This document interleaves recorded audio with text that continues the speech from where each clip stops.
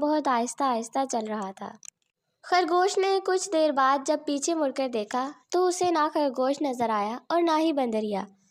اس نے سوچا کہ اسے وہاں تک آنے میں بہت ٹائم لگے گا، کیوں نہ میں کچھ دیر یہاں پر آرام کر لوں۔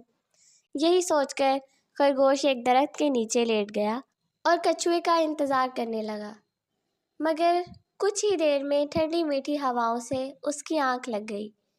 تبھی کچھوا آہستہ آہستہ چلتا ہوا وہاں تک آیا۔ اس نے خرگوش کو سوتے ہوئے دیکھا تو من ہی من میں ہنسنے لگا۔ وہ مزید آگے بڑھتا گیا۔ کافی دیر گزرنے کے بعد خرگوش کی آنکھ کھلی تو اس نے دیکھا کچھوا کہیں نہیں تھا۔ اسے یہی لگا کہ کچھوا ابھی تک یہاں پہنچا ہی نہیں ہے۔ وہ ندی کے کنارے کی طرف بڑھنے لگا، مگر جب وہ وہاں پہنچا تو کچھوا وہاں پہلے سے موجود تھا۔ یہ دیکھ کر خرگوش من ہی من میں بہت شرمندہ ہوا۔